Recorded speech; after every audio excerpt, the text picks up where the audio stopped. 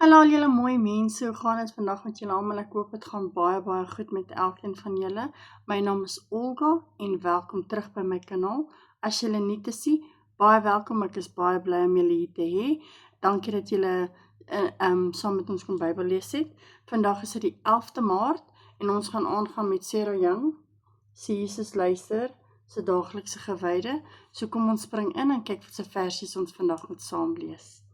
Die eerste een is Psalm 62 vers 6, Psalm 62 vers 6, Psalm 46 vers 11, Psalm 46 vers 11, Matteus 11 vers 28 en 29, Psalm 11 vers 28 en 29, Matteus, en dan is dit Psalm 42 vers 6, Psalm 42 vers 6.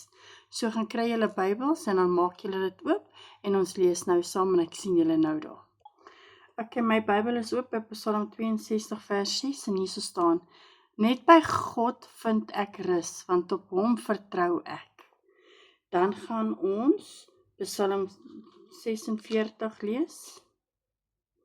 En hier so staan vers 11: Bedaar en erken dat ek God is, hoog bo die nasies, hoog bo die aarde. En dan Matteus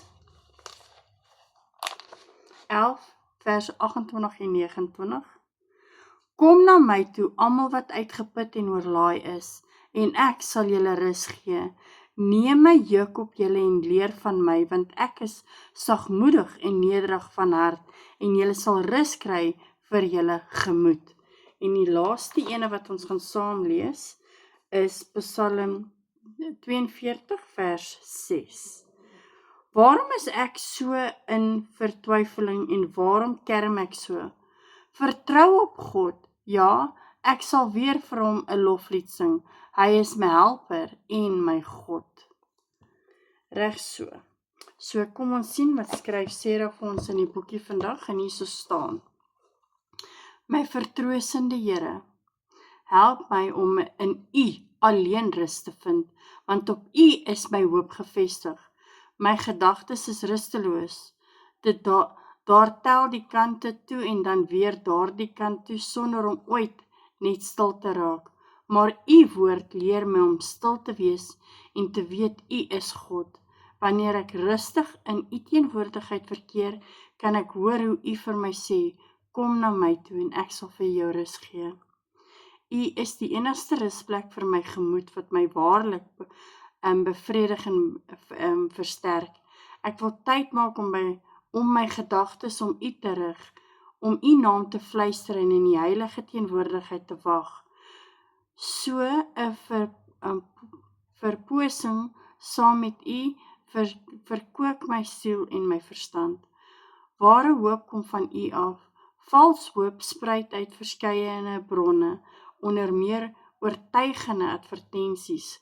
Gee vir my asseblief die nodige omstandighede, onderskeidings, waarmee ek op soek is na U hoopvolle pad waarlangs ek kan loop.